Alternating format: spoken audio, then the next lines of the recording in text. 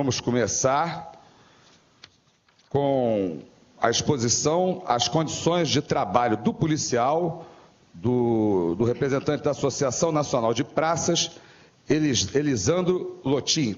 Pronunciei bem? Tá legal, muito obrigado. Desculpa, 30 minutos, aviso com 5, 10 e tempo encerrado. Nós temos 3 placas aqui para... Tá legal? Preparado. Muito obrigado. Eu vou ligar até o meu celular aqui para o meu cronômetro. Então, começando aqui. Deixa eu falar uns 10 minutos antes, depois o senhor liga, né? Tá jóia. Bom, obrigado, doutor André. Primeiro, agradecer ao Ministério Público, na pessoa do doutor Marlon, pelo convite. Já fizemos essa explanação lá em São Paulo. Agradecer as entidades que elaboraram e idealizaram esse trabalho, que eu acho de extrema importância. Agradecer a presença de todos. Dizer que para mim é um privilégio. Eu sou cabo da Polícia Militar em Santa Catarina, tenho 24 anos de serviço, presidente da Associação Nacional dos Policiais Militares hoje, da ANASP, uma entidade que foi criada em 2007, que representa aí o conjunto dos praças da Polícia e do Bombeiro Militar no Brasil. Também sou diretor da minha entidade lá em Santa Catarina, da Associação de Praças do Brasil, a Associação de Praças de Santa Catarina. Faço parte do CONASP, junto com alguns companheiros que estão aqui. Formado em Direito, acho que já pode colocar, cadê o menino da... Tem um rapaz que está ali da... Pode colocar ali o... Eu sou formado em Direito, me formei em 2013, consegui me formar em 2013, depois de muita briga junto ao comando local para conseguir liberação de escala de serviço. Nós temos ainda, lamentavelmente, uma dificuldade, hoje em Santa Catarina não tanto, mas boa parte do Brasil se tem isso. Estou fazendo pós-graduação na área de Ciências Criminais e Segurança Pública e, para minha felicidade, eu vou dizer aqui, Patrícia, recentemente consegui ser aprovado no mestrado lá em Santa Catarina para Gestão em Políticas Públicas. Então, a gente já tem um conhecimento bastante amplo, não comparável em absoluto ao conhecimento dos senhores e das senhoras que estão aqui. Sou um eterno aprendiz de vocês, um fã de muita gente que está aqui, aprendi a ler e a estudar e a interpretar e a entender segurança pública a partir de leituras que eu fiz aqui com muitas pessoas que estão aqui. Inácio Cano, Julita Gruber, enfim, e tantos outros que estão aqui. O meu papel hoje aqui é falar sobre a condição de trabalho dos policiais militares do Brasil. Praças. Mas não dá para se furtar de falar sobre o contexto da segurança pública. E uma coisa está intrinsecamente ligada à outra. Vários ganchos foram dados aqui para mim, doutor Marlon, sobre a questão da segurança pública, a questão do excesso de violência dos policiais. Professora Julita, eu não consegui diminuir os slides, tá? Eu sei, a senhora falou para mim lá em São Paulo, mas eu vou dar uma acelerada. Eu não consigo reduzir assim bastante, mas a gente tenta. Então, debater segurança pública, debater violência policial e debater esse conjunto todo de situações que está dando no Brasil hoje, esse excesso de violência, essa violência exacerbada, inevitavelmente a gente tem que fazer um contexto muito maior do que simplesmente a questão da condição de trabalho dos policiais. Ela está englobada nesse debate, ela está junto com isso. E aí eu quero falar uma frase, aproveitando o gancho que o doutor falou aqui. O modelo de segurança pública brasileiro, ele é um dos melhores modelos do mundo. Eu vou repetir, o modelo de segurança pública brasileiro é um dos melhores modelos de segurança do mundo. Para aquilo que ele foi idealizado, ele é. Para aquilo que ele foi construído desde sempre, digamos assim, desde 1808, e ali tem um histórico depois, ele está perfeitamente dentro daquilo que foi idealizado e construído a partir de 1808, se puxar um pouquinho antes ainda, caçar escravo, sucintamente, aí tem um histórico depois, mas sucintamente ele foi construído para controle social. E nós fazemos muito bem o nosso trabalho. Nós fazemos muito bem o nosso trabalho de controle da sociedade. Controle da sociedade marginalizada e excluída.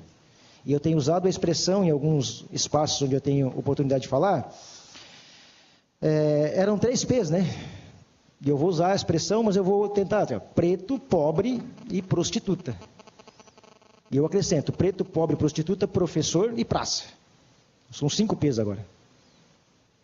E a gente tem sido, ao longo da história do Brasil, essas categorias que, via de regra, são da mesma classe social, sido marginalizada por um Estado que é um Estado violento. O Estado brasileiro é um Estado violento, idealizado para ser assim, Construído para ser assim, formalizado para ser assim.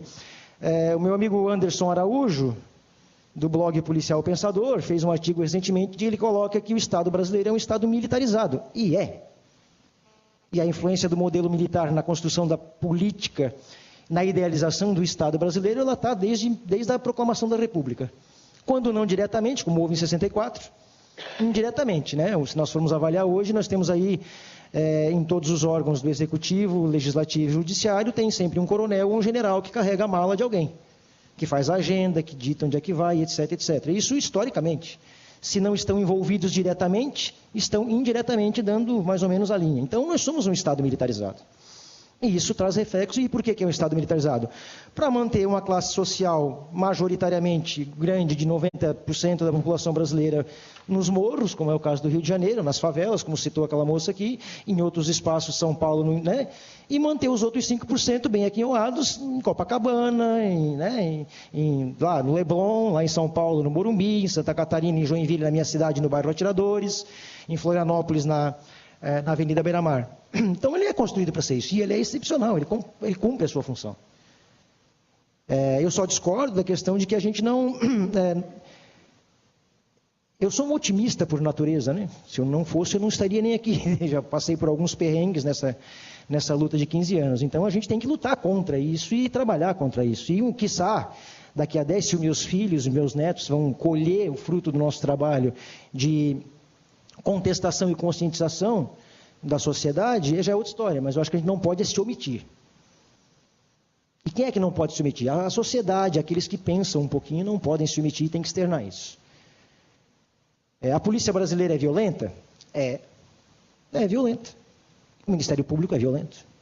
Os juízes são violentos. O Judiciário é violento. O Congresso Nacional, com as últimas decisões e etc., é um Congresso violento. O Executivo é violento. E isso, senhores e senhoras, independe inclusive de questão de partido político. Independe de questão de partido político que está no poder. Porque se for parar para pensar, nos 13 anos de governo federal do PT, criou-se a GLO, Garantia da Lei e da Ordem, num governo de esquerda. Deram poder aos militares federais para controlar a sociedade. O governo do PT, uma das grandes críticas que eu faço, e já fiz pessoalmente para vários líderes do PT, não mexeu na segurança pública, não mexeu nas comunicações, reforma agrária. Em alguns casos, como na segurança pública, alguns projetos foram tentados, o Pronas, lá o do Ballesteros, que esqueci agora, o programa Nacional de Segurança Pública, acho que é o Pronas mesmo, tentou-se, mas houve interferências, acabou não evoluindo, índice de homicídio de 60 mil homicídios por ano, a violência matando, todo mundo se matando, e o pior, é uma guerra de todos contra todos, é o pobre matando o pobre. Eu tenho usado a expressão, é o sem camisa matando o descamisado. O policial vai, numa incursão na favela, ou em qualquer outro espaço, morre, manda um batalhão que mata 10, 12, que volta, e aquilo fica uma espécie de bolinha de ping-pong. E é para ser assim mesmo. Foi feito para ser assim.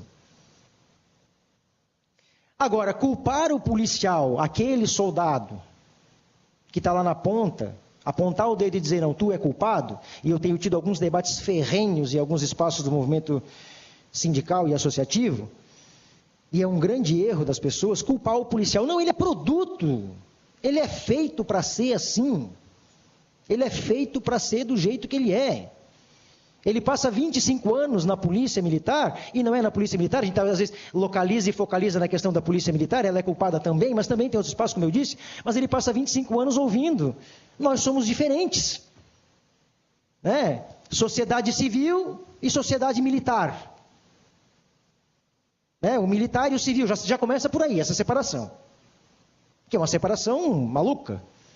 O cara mora do lado, no mesmo espaço geográfico, inclusive, mas ele é diferente porque ele é militar, o outro é diferente porque é civil. Estamos falando de segurança pública, não estou me referindo a exército, marinha aeronáutica, que é outro espaço, que tem uma concepção de defesa de segurança nacional e soberania, que é outra situação. Agora, se ele passa 25 anos ouvindo isso, ele vai se sentir como? Diferente. Ele vai ver as pessoas como diferente. Ele vai ver os senhores, os estudiosos, os promotores, qualquer outra categoria, enfim, qualquer outro segmento social como um. Falar de cidadania para a polícia militar? Como é que vai falar de cidadania para um policial militar, que dos 38 direitos trabalhistas, nós temos 5, 6? Jornada de trabalho, por exemplo, direito básico de qualquer trabalhador. Tem policial trabalhando 400 horas por mês. Vamos parar para pensar o que isso pode afetar na atividade fim. É um policial estressado, um policial cansado, um policial que está com a arma na mão. E que se ele vai atender uma ocorrência onde alguma coisa possa, eventualmente, né, no universo de um estado violento, ele vai sacar da arma e vai atirar. Tortura. Eu vou ter que passar um pouco aqueles não sei se dá para passar lá, eu acho, né? Não, eu passo lá, doutor, pode deixar, por favor.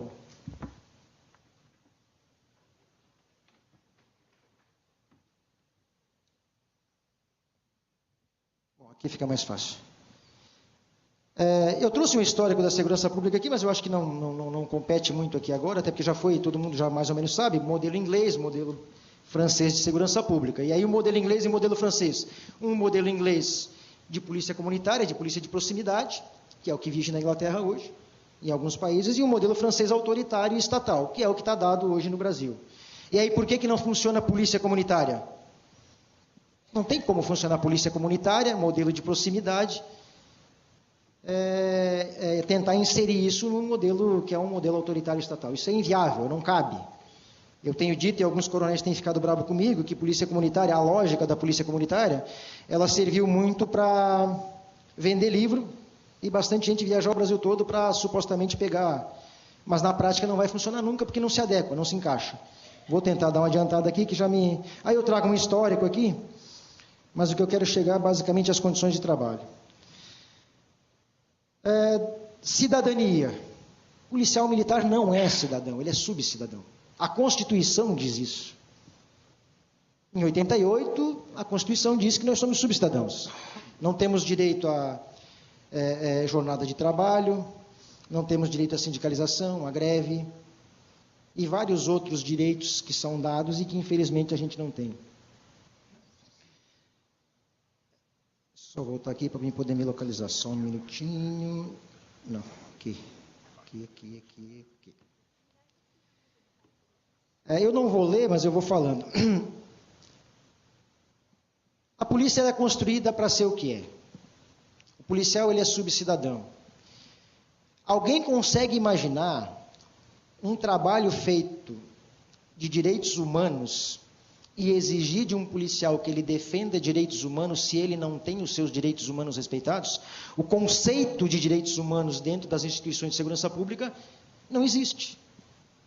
Por mais que as academias de polícia hoje tenham no seu bojo matéria de direitos humanos, na prática isso não se concretiza, porque uma coisa é você ler um documento, outra coisa é você vivenciar no dia a dia. E se nós vamos lá e estudamos na academia de direitos humanos, os conceitos todos de direitos humanos, mas no dia a dia um comandante-geral de polícia militar dá uma placa para quem mata um marginal, um bandido, enfim, um infrator, num tiroteio, sem nem ter uma investigação, como aconteceu em Porto Alegre recentemente? Como é que tem a lógica, né? Houve um tiroteio em Porto Alegre, um assalto ao banco, deu um tiroteio, morreu, não se teve investigação, não se teve absolutamente nada. O que o comandante-geral da PM fez com o governador? Deram uma placa para o policial. E aí vamos avaliar o porquê dessa placa. A sacanagem embutida nisso. O estado do Rio Grande do Sul com um salário atrasado, as polícias todas mobilizadas, no momento em que aquele policial ganhou aquela placa, tudo cessou. Ou seja, desviou inclusive a atenção do próprio policial. E agora começa de novo um debate, quer dizer, não tem como falar em direitos humanos para um policial que é torturado no quartel. E acontece. Acontece hoje, em 2016, não estou falando da década de 70. Estou falando em 2016, onde temos policiais na academia de polícia sendo torturados.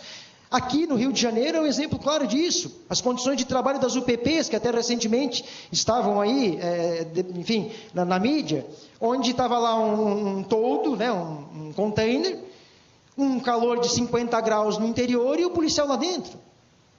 E aí vai dizer, vai lá e defende direitos humanos. Mas como? É ilógico. É absurdo. Nós ainda adestramos um policial militar. Eu odeio essa palavra.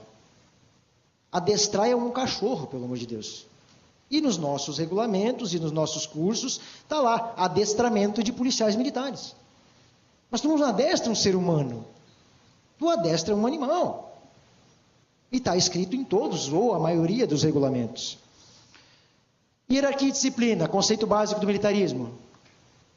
Na nossa casa nós temos hierarquia e disciplina e não é militar. Hierarquia e disciplina serve hoje em dia, lamentavelmente, em muitos casos, para humilhações, para imposições. Como é que vai falar em polícia comunitária se o soldado lá na ponta não tem autonomia para trabalhar? Se ele depende de uma ordem de alguém, ou se ele vai... Eu tinha casos em Santa Catarina em que o policial trabalhou e estava trabalhando na questão da polícia comunitária, sentou num bar para falar com o proprietário do bar, para começar a conversar, passou um oficial, nem foi um oficial, foi um sargento, que era o Honda, e puniu ele porque ele estava sentado em horário de serviço. Mas como é que funciona? Não dá. Nós estamos vivendo aqui numa lógica de debates, de retórica. Só de retórica. Pedagogia do sofrimento, como já foi colocado muitas vezes nos cursos, torturas psicológicas, físicas, punições de um regulamento que beira, no nosso caso em Santa Catarina, é um regulamento de 83. Em alguns estados da federação, utiliza-se ainda regulamento do Exército. O policial é preso 10, 15 dias por expressar opinião. Alguém já viu um médico ser proibido de falar de saúde? O policial, em tese, é proibido de falar de segurança pública. Eu tenho dito e já disse, o que eu estou fazendo aqui agora poderia me render, inclusive, a minha exclusão da Polícia Militar. Conheço policiais que escreveram teses de mestrado sobre desmilitarização, que inclusive redundou em livro, que foram expulsos da corporação. No Amazonas tem um caso assim. Policial que expressou uma opinião recentemente no Rio Grande do Norte, por conta de uma situação específica, apoiando o movimento sindical lá, 30 dias preso. O direito à liberdade de expressão, ele é fundamental, ele é básico, está aí no conceito amplo de direitos humanos. Mas nós não temos esse direito. E aí nós vamos querer incutir na cabeça de um policial que ele tem que ir para a rua defender direitos humanos. Mas como? Se ele não sabe nem o que é isso. Ao longo desse tempo todo, 15 anos, a gente vem tentando fazer esse debate. Em alguns espaços a gente consegue inserção, em outros a gente recua. E esse debate ele é tão difícil de fazer para nós enquanto praças, que ele não ganha eco, e aí ideologicamente falando, nem no campo da esquerda, que nos vê como inimigos, e não consegue perceber que do lado de cá tem um ser humano, que o meu sangue é vermelho, que eu tenho filhos, que eu tenho família, que eu tenho que sustentá-las, me veem como representante do Estado inimigo e não conseguem trazer que aquele inimigo, pretenso inimigo que está ali, construído ideologicamente, ele é fruto de um processo todo de construção social do Brasil, ou no campo da direita, que quer nos usar para massacrar e fazer o trabalho de controle social. E aí nós ficamos no meio. Nós estamos no meio. Sendo as pedras atiradas para tudo quanto é lado, sem entrar no mérito da questão. Não adianta nós sabermos o resultado nós sabemos. O resultado é o que está dado aí. Nós queremos e temos que mudar a partir da raiz disso. A primeira Conseg, que para nós foi um espaço de debate fenomenal, nós conseguimos tirar da primeira Conseg algo muito peculiar, algo muito simples do ponto de vista prático. Bem simples. Nós temos que fazer uma briga com o Estado brasileiro para que o Estado reconhecesse que nós devemos ter os nossos direitos humanos respeitados. Ora, nós estamos em 2009, onde foi a Conseg. E aí o policial tem que ficar gritando aos quatro ventos, até perder a voz, para dizer, gente, reconheçam os nossos direitos humanos. Quais são os nossos direitos humanos? Os mais básicos. Desde poder falar, não ser torturado, ter uma jornada de trabalho condizente e decente, equipamento de trabalho que possa nos dar garantia, e nós temos hoje pelo Brasil afora, e aqui inclusive, colete vencido, viatura que não tem condição, armamento, tem uma discussão tremenda agora com relação à empresa Taurus, que as armas estão, o cara bota a arma na cinta, a arma dispara, tem lá 10, 12, 15, 20, sei lá quantos policiais feridos, inclusive feridos gravemente, que ficaram paraplégicos, porque a arma simplesmente disparou. E aí nós estamos tentando brigar com a Taurus, e ninguém consegue nem vencer o lobby da Taurus. E infelizmente, e eu já disse isso para ele, tem coronel da PM, deputado federal em Brasília, que defende a Taurus e diz que o erro é do policial. quando tem laudos que comprovam. Então, falar de condições de trabalho de policial militar no Brasil é começar do básico. Do básico, que é ter o seu direito humano respeitado. Construímos a portaria interministerial 02/2010, que traz um rol de situações em que pedimos o respeito aos direitos humanos dos profissionais de segurança pública. Virou uma portaria interministerial, só uma portaria. Desde então, tentando fazer isso se transformar em lei, até o momento não conseguimos. Uma das poucas vezes que eu usei essa portaria para defender direitos humanos dos policiais no meu quartel, eu cheguei com a portaria lá para o comandante, na época, acho que era um tenente.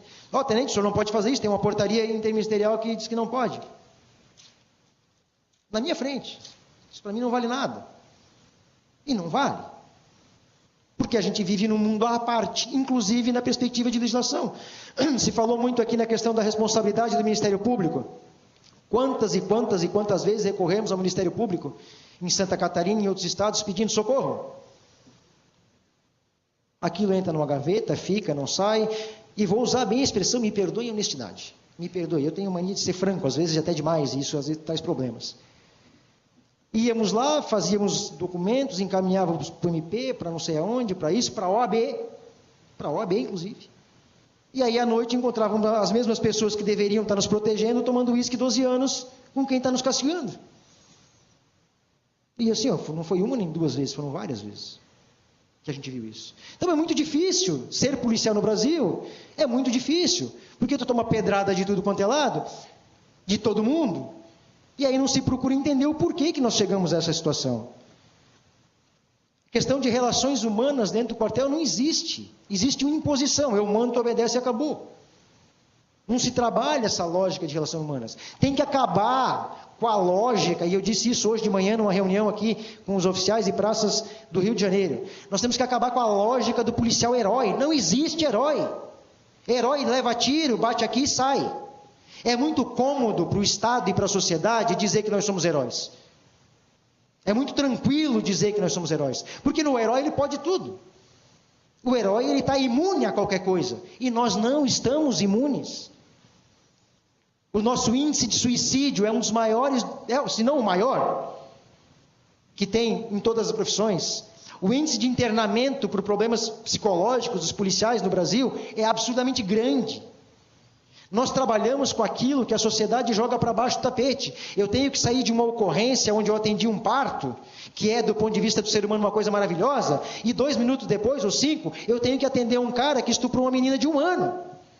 Isso não afeta, isso vai afetar o ser humano. E dizer que nós somos heróis significa dizer que não, vocês estão imunes. Quando não é verdade. E aí é só analisar os números em termos de internamento, em termos de suicídio. É só analisar esses dados, que já estão todos aí divulgados por vários institutos de pesquisa. Isso afeta, sim, as pessoas e afeta o policial. É preciso modificar essa lógica, é preciso ver o profissional de segurança pública, praça e oficial como um trabalhador que tem uma profissão diferenciada e que tem que ser tratado, inclusive, de forma diferenciada. Desde o ponto de vista de condições de trabalho, enfim, tudo aquilo que já foi falado. Agora, é fundamental respeitar os direitos humanos, porque se não respeitar os direitos humanos dos trabalhadores, tudo que nós estamos fazendo aqui não passa de retórica, não passa de discurso que vai ficar aqui voando, e eu já fiz essa fala aqui centenas de vezes, estava até com medo, doutor Marlon, de chegar aqui e dizer, eu vou dizer a mesma coisa que eu disse em São Paulo, mas eu preciso dizer a mesma coisa que eu disse em São Paulo, assim como eu disse no Senado, como eu disse na Câmara Federal, como eu digo em vários espaços, é sempre a mesma coisa, e é um grito de socorro. Os praças do Brasil estão pedindo socorro. Nesse momento eu estou pedindo socorro por uma água. Os praças do Brasil estão pedindo socorro, sim. E em qual porta nós podemos bater hoje para pedir socorro? Nas faculdades, nas academias, no fórum. O Fórum de Segurança Pública, para nós, Patrícia e companheiros do fórum que estão aqui, para nós foi uma espécie de alforria, porque tudo aquilo que a gente fala, do ponto de vista do conhecimento empírico, quando eu digo que tem lá policial sendo torturado, no caso das mulheres, por exemplo, Patrícia, que vai falar depois, onde 40% delas são vítimas de assédio moral e assédio sexual dentro dos quartéis, quando a gente falava isso, o pessoal dizia, não, isso é mentira. Não é mentira, o fórum prova isso. Esses dados são concretos e são reais. As torturas dentro do quartel são concretas e são reais. Está ali, ó. Está no jornal, uma pesquisa básica na internet, basiquinha no YouTube. Basiquinha, pesquisa básica no Google, coloca lá, tortura policial no Google. Vai aparecer N situações como essa. E aí tem que pegar esses policiais aí que estão, olha a comida que o cara está comendo. Nós estamos falando de 2009, 2010, 2012. Joga o filme Tropa de Elite. Alguém pensa que o Tropa de Elite aqui é ficção? Não, ele é verdade.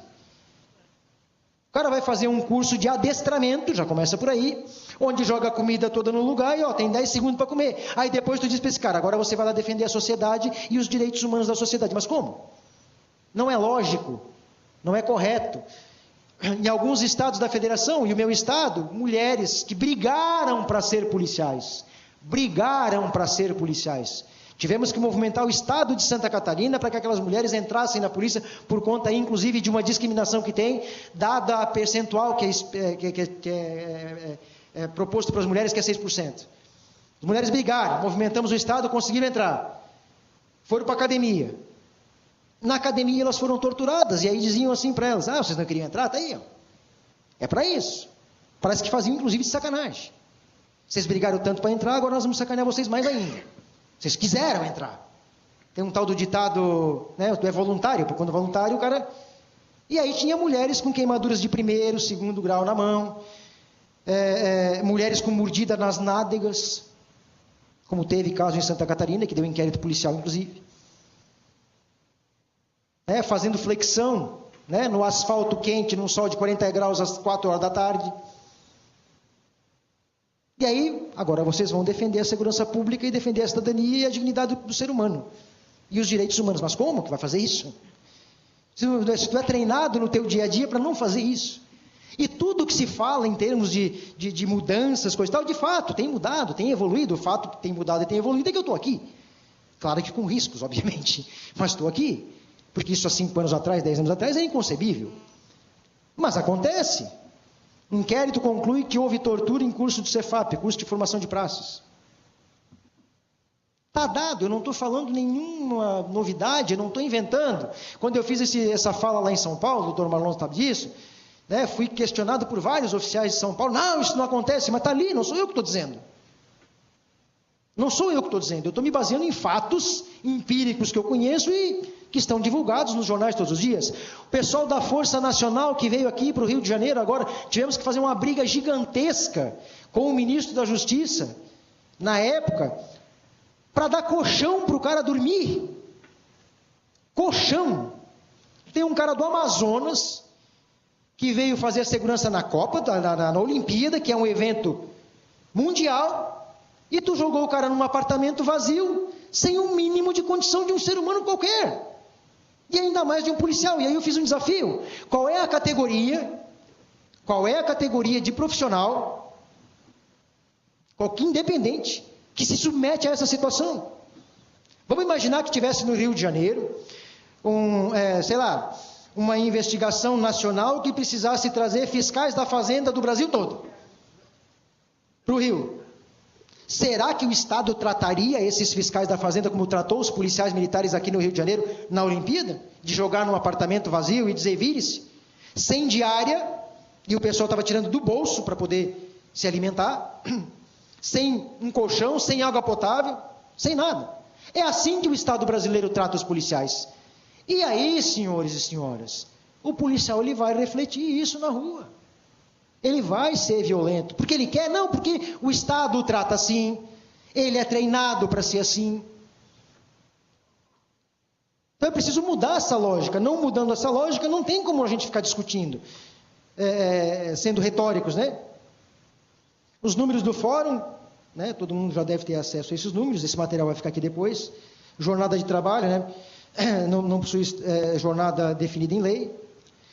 A ANASPRA, que é a Associação Nacional de Praças, na minha gestão, que começou em 2015, a gente tirou um conjunto de situações É claro que isso aqui versa um pouco sobre a questão mais do praça, da polícia militar, na perspectiva de ter os seus direitos respeitados e na perspectiva de tentar modificar um pouco do contexto de segurança pública. Agora, claro, né, a mudança naquela lógica que o doutor estava dizendo ali, ela é muito mais ampla, ela passa por um debate muito mais aberto. É muito mais ampla, é preciso mudar toda a lógica de segurança pública brasileira para que a gente tenha minimamente os números da violência reduzida. Não é mudando, eu trago aqui essas questões, mas na perspectiva do praça. Né? Nós trazemos aqui a questão do fim da restrição de liberdade, o policial ainda é preso por estar com a bota suja, e aí é uma coisa antagônica, porque eu sempre uso um exemplo, eu vou na rua, prendo alguém que tem lá 100 gramas de cocaína, levo para a delegacia, faço o flagrante por tráfico, ou nem faço às vezes, o delegado interpreta que não é tráfico, é consumo, libera o cara, eu saio dali do quartel, dali da delegacia, vou no quartel, estou sem cobertura e fico 15 dias preso.